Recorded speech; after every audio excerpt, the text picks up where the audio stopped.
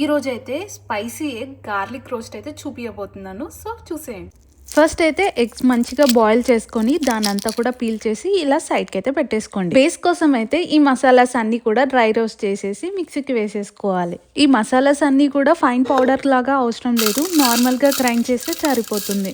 ఈ పౌడర్లనే మనమైతే గార్లిక్ అయితే వేసుకుంటున్నాము. ఈ గార్లిక్ వల్ల అయితే టేస్ట్ చాలా బాగా వస్తుంది. నెక్స్ట్ ఎగ్స్ అన్ని కూడా ఇలా కట్ చేసుకొని హాఫ్ గా పక్కన పెట్టేసి ఇందాక యూజ్ చేసిన పాన్ లో కొంచెం ఆయిల్ వేసి అది హీట్ అయ్యాక ఒక్కొక్క ఎగ్ ని ఇలా డ్రాప్ చేసుకుంటా ఫ్రై చేసుకోవాలి. ఇక్కడ మెయిన్ పాయింట్ మీడియం ఫ్లేమ్ లోనే జరగాలి ఇదంతా కూడా. అండ్ పసుపు అండ్ సాల్ట్ కూడా దీంట్లో అయితే యాడ్ చేసేసుకోవాలి. ఇప్పుడు మధ్యలో టాస్ చేస్తూ ఈ ఎగ్స్ అన్ని కూడా క్రిస్పీ అయ్యాయా లేవా అని చెక్ చేసుకోవాలి. వన్స్ క్రిస్పీ అయ్యాయంటే ఒక బౌల్లో అయితే తీసేసుకోండి. సేమ్ పాన్ లో కట్ చేసిన ఆనియన్స్ అలాగే ఫైన్ చాప్ చేసిన గార్లిక్, దాంతో పాటు కరేపాకు ఇవన్నీ కూడా వేసి మంచిగా రోస్ట్ చేయాలి. కొంచెం కలర్ చేంజ్ అయ్యాక ఈ కారం అయితే మనం వేసేసుకొని లైట్ గా వాటర్ యాడ్ చేసుకొని ఇది మంచిగా కుక్ అయ్యాక ఉన్న ఎగ్స్ అన్ని కూడా దీంట్లో డ్రాప్ చేసేసుకోవాలి.